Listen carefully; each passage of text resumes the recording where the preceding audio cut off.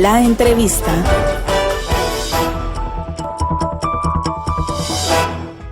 Gracias por estar con nosotros en este día lunes. Estamos por comenzar la segunda parte del espacio Frente Informativo, su espacio también Verdad Legislativa.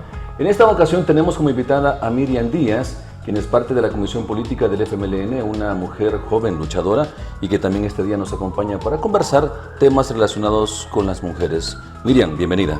Muchas gracias, Víctor. Saludos a los amigos y amigas, compañeros y compañeras que están pendientes del programa. Gracias por la invitación. Queríamos este día conversar, Miriam, contigo, porque hay un tema, ¿no?, que en este momento es actual. Días atrás se conmemoró el 8 de marzo el Día Internacional de la Mujer, una fecha muy especial, que hay un movimiento global, mundial, acerca de este año. La mujer ha ido teniendo protagonismo, ha ido cambiando mucho de la historia de los diferentes países en el mundo, y por eso queremos conversar contigo. O sea, conmemorar hoy en día, trabajar tanto, manifestaciones en todo el mundo. ¿Por qué? ¿Por qué se conmemora este día? Cuéntanos, hablemos un poco de esa parte histórica de la conmemoración del Día Internacional de la Mujer para comenzar. Perfecto. Bueno, el 8 de marzo conmemoramos el Día Internacional de la Mujer. Creo yo que es importante marchar y muchas veces muchas personas dicen, ¿y por qué marchar el 8 de marzo? ¿Qué importancia tiene eso? Precisamente los derechos que ahora tenemos las mujeres ha sido una conquista y eso tiene de fondo también amenazas, torturas, persecución, encarcelamiento, y muchas mujeres también en muchísimos países han tenido que salir amenazadas, incluso han asesinado a mujeres por luchar por sus derechos, el derecho al voto, el derecho a la educación, a una vivienda digna, a una educación gratuita y de calidad.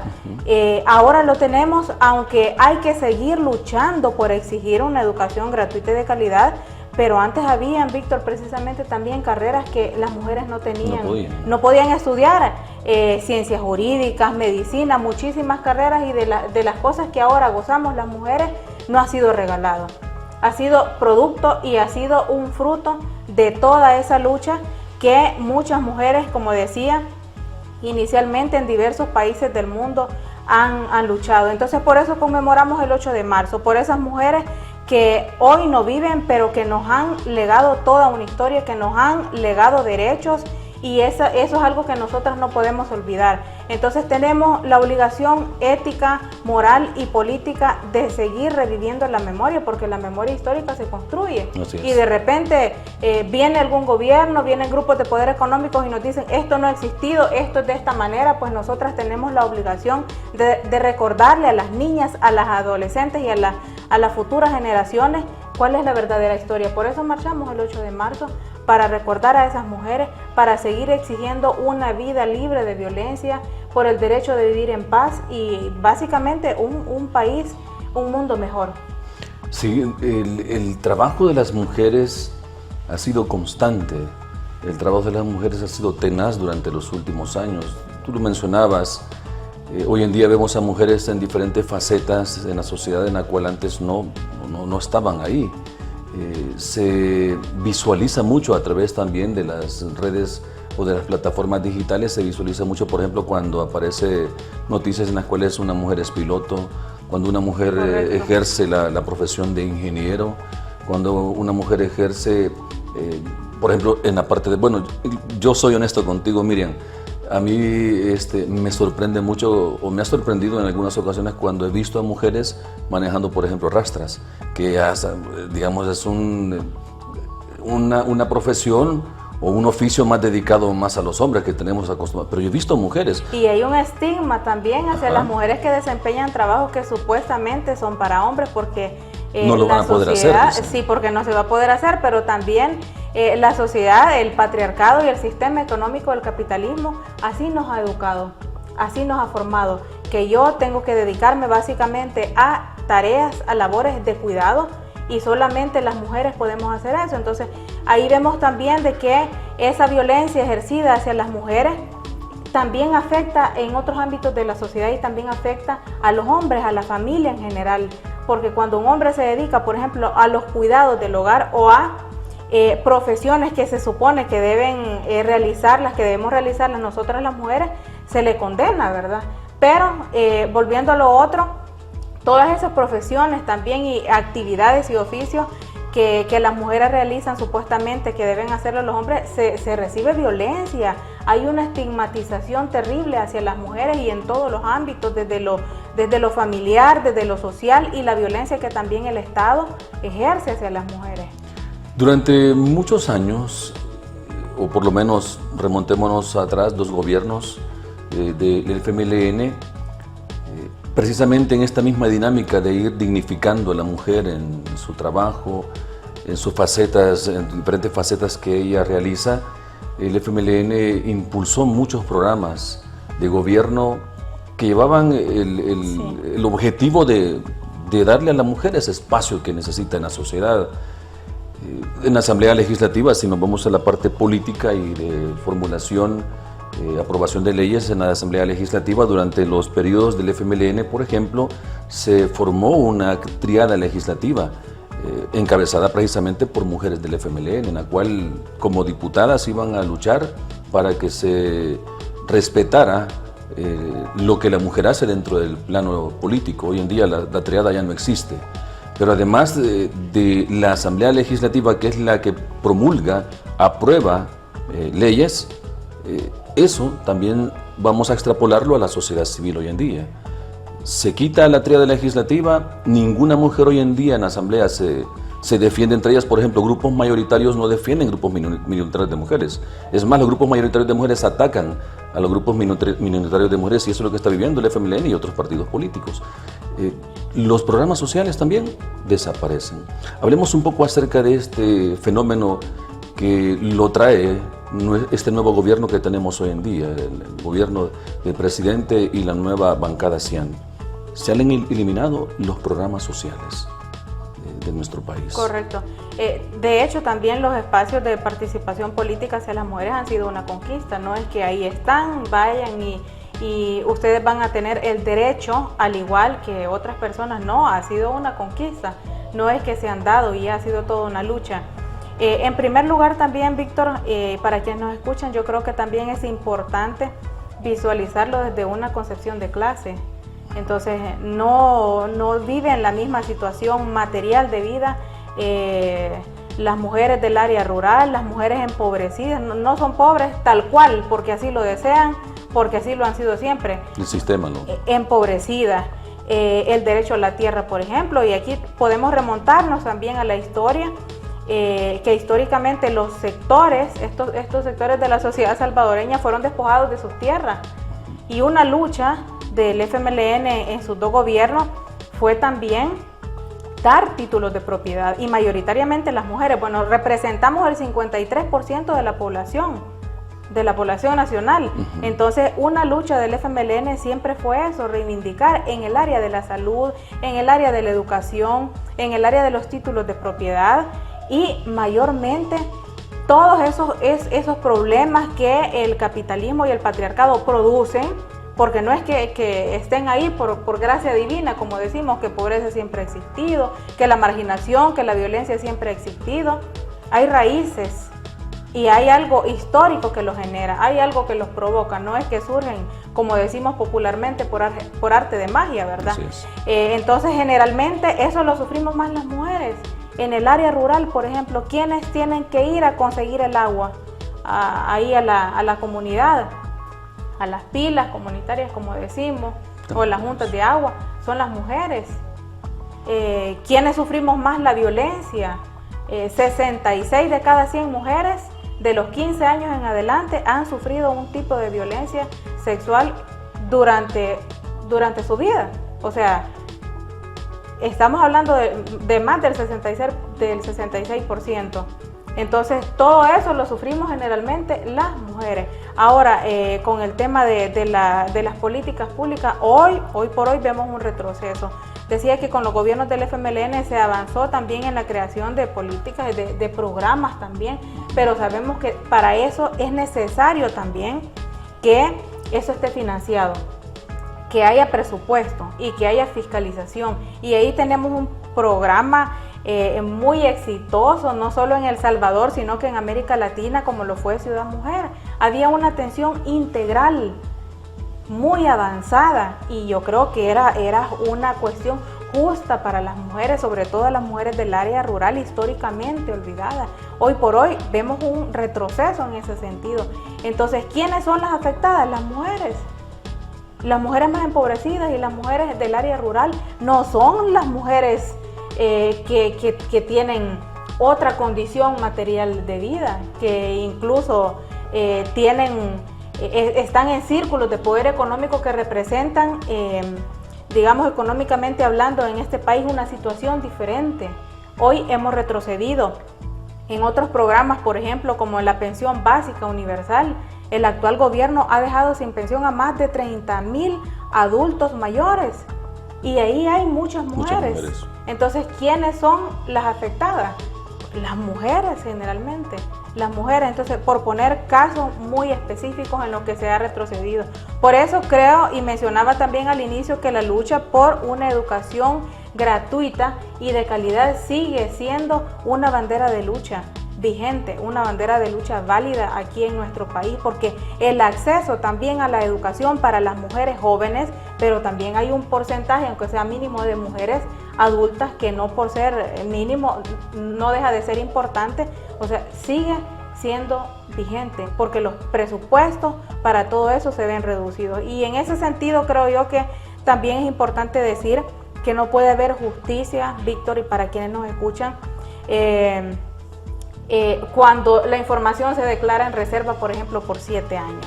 No puede haber derechos para las mujeres, no puede haber, hay un marco jurídico, pero si eso no tiene un financiamiento, ¿cómo va a existir justicia para las mujeres también?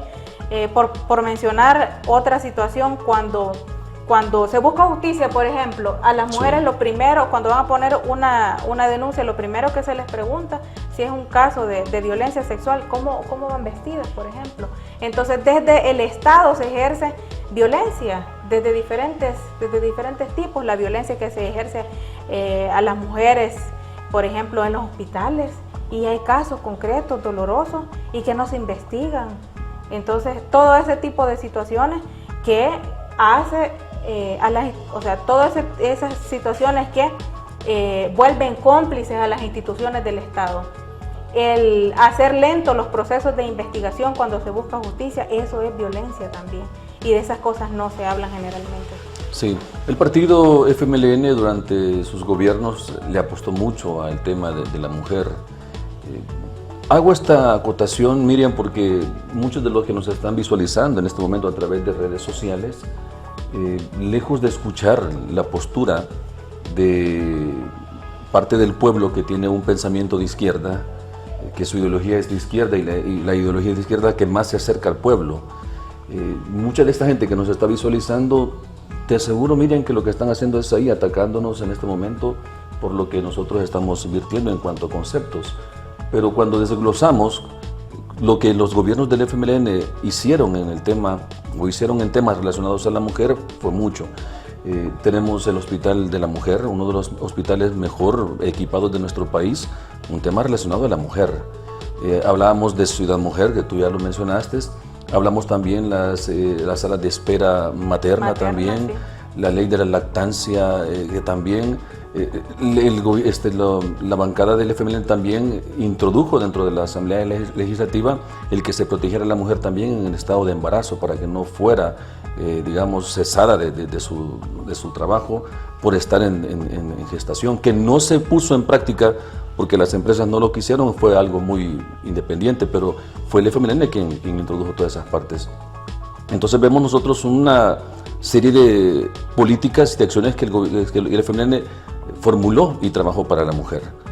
Pero tú también si nos mencionabas, y mencionaste hace poco también la parte de que el Estado se ha convertido hoy en día en un Estado represor y en un Estado también que atenta contra la mujer.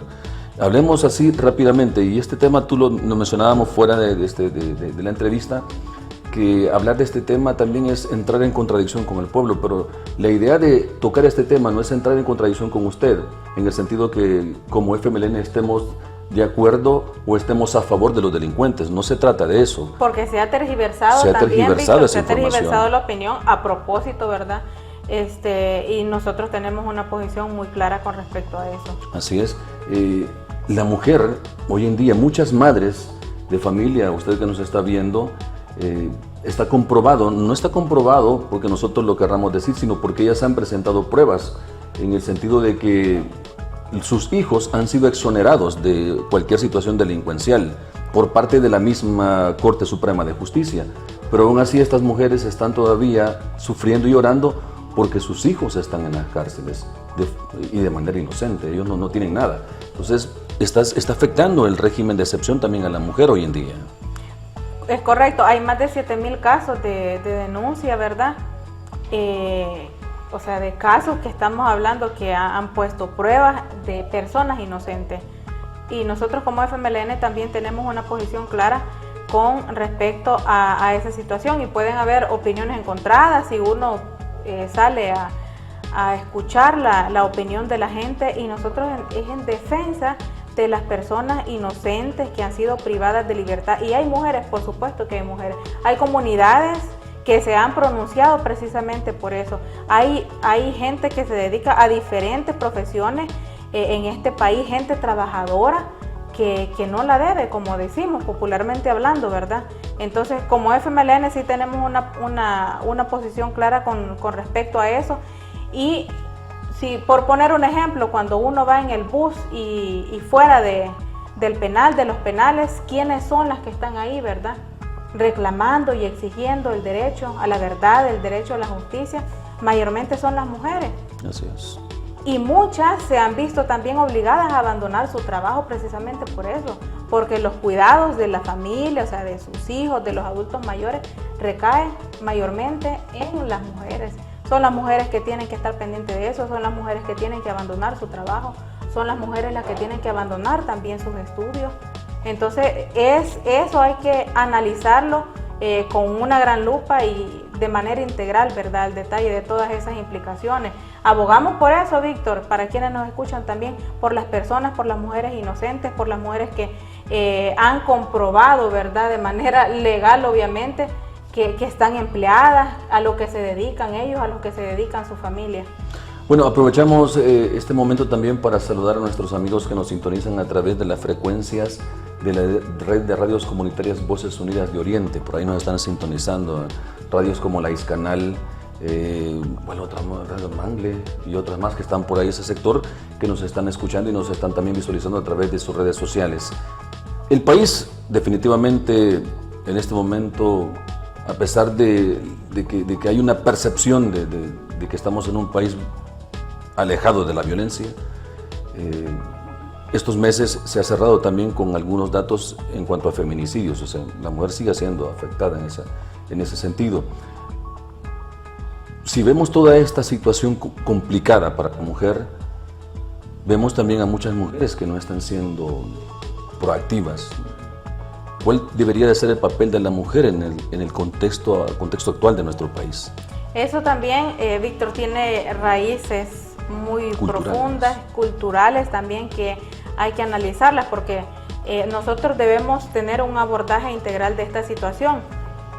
Nos educan, o sea, hay todo un sistema educativo también que sirve como de sombría para un sistema económico desigual, mayormente para las mujeres, en la que nos dice de que todo está bien, en la que no nos enseñan la verdadera historia de este país. Por ejemplo, en el proceso de independencia, y eso es algo que no nos lo dicen, hay mujeres que fueron protagonistas, no que anduvieron realizando cualquier tipo de tareas que no tienen ninguna relevancia, no, han sido mujeres invisibilizadas por la historia oficial.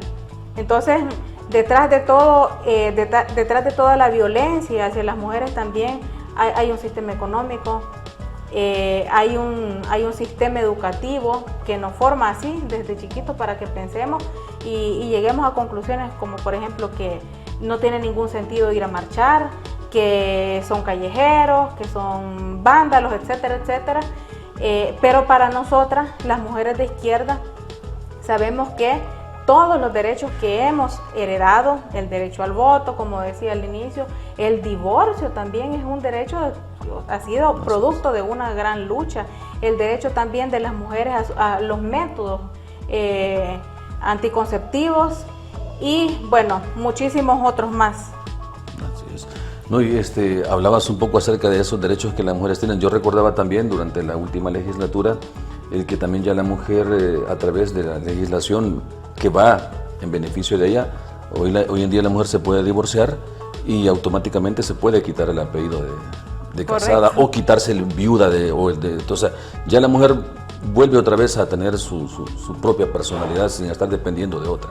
Es correcto. Estamos con Miriam en esta noche conversando diferentes temas relacionados con la mujer, el papel que la mujer debe desempeñar, el trabajo que la mujer debe de realizar. Miriam, en la parte política, ¿cómo ves a la mujer?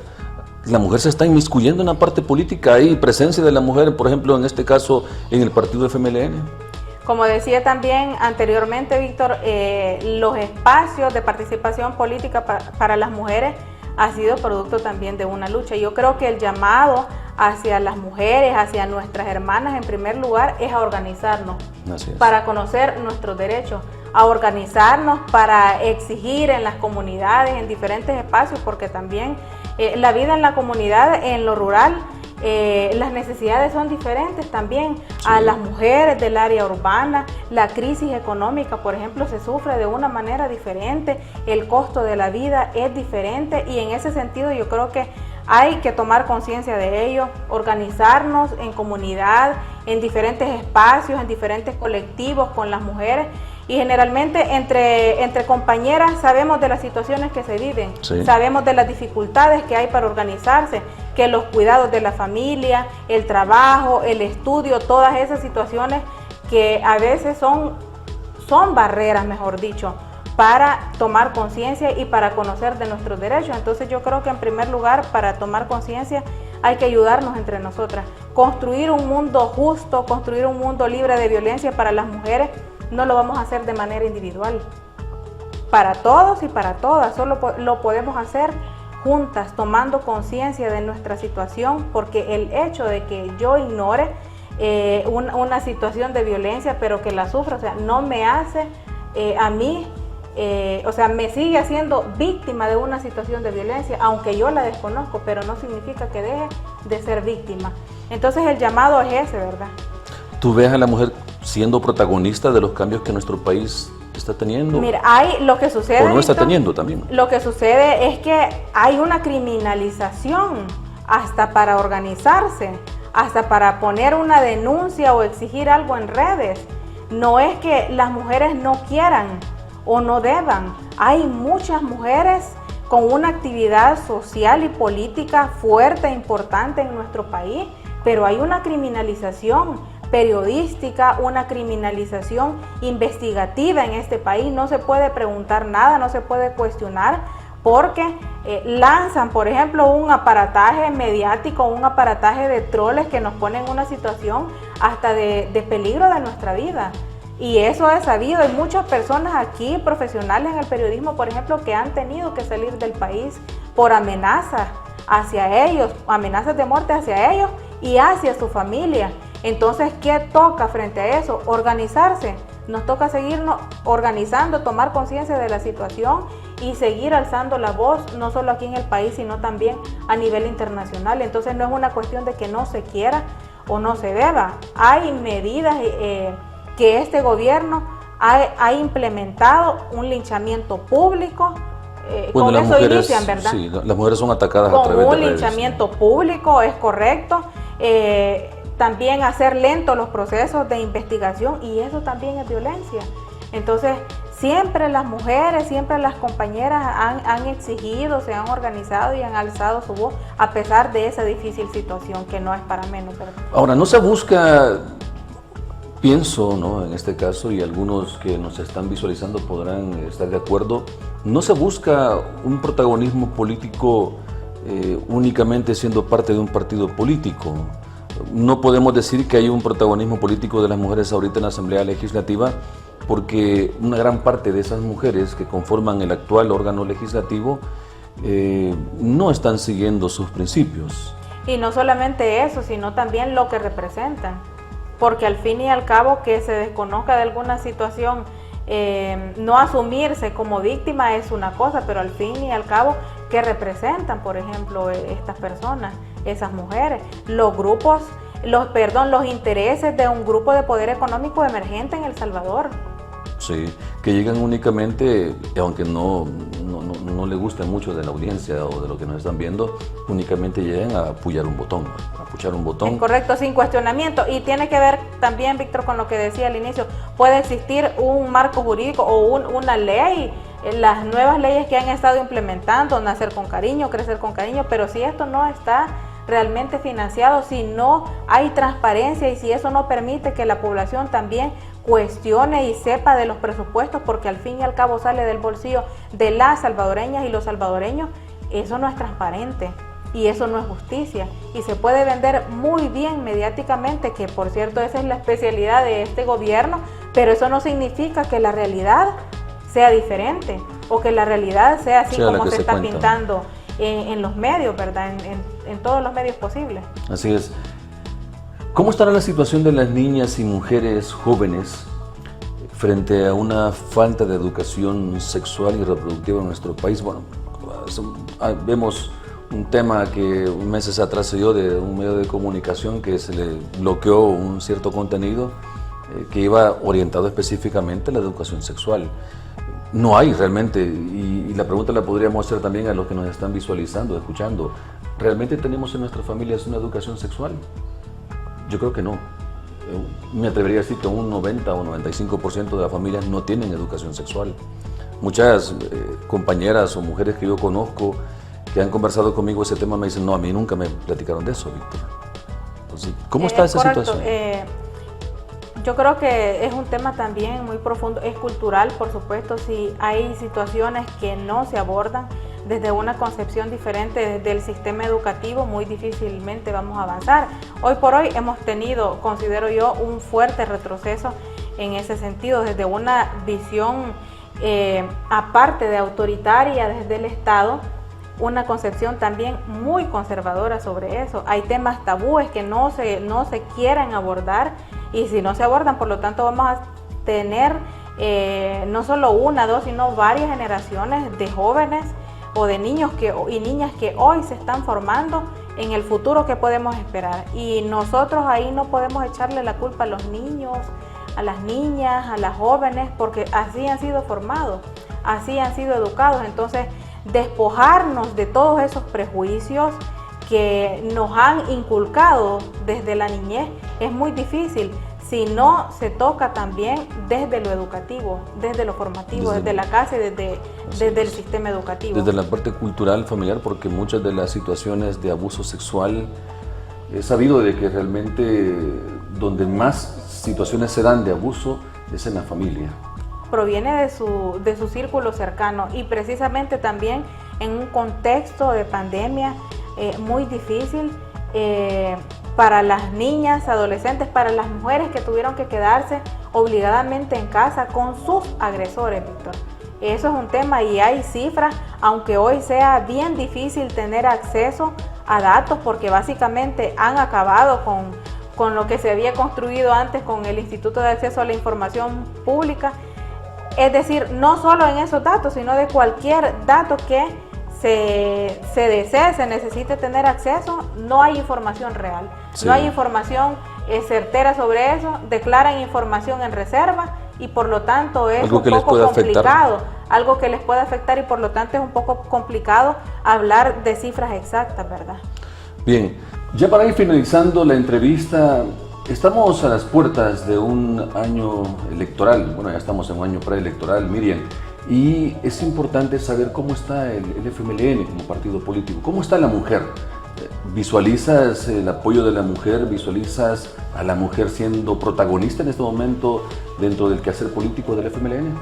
Es correcto, precisamente los nuevos estatutos en el FMLN abren la posibilidad a que más jóvenes y más mujeres puedan tener un protagonismo y no solo como se ha venido haciendo también en el partido de tareas que no son, digamos, que no dejan de ser importantes, por supuesto, pero el partido en su conjunto es el ganador con los nuevos estatutos.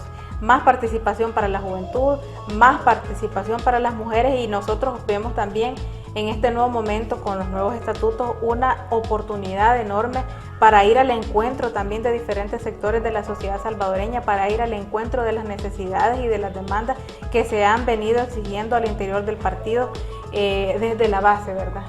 Bien, Miriam, gracias por habernos acompañado en esta emisión del espacio Verdad Legislativa. Pues te dejo también la cámara, ¿no?, para que puedas despedirte de quienes nos están viendo y escuchando a través de las diferentes plataformas digitales. Víctor, muchas gracias. Gracias también a los amigos, amigas, compañeros y compañeras que están pendientes del programa. Gracias por la invitación, Víctor. Y bueno, ahí nos vemos también en el territorio en las diferentes actividades.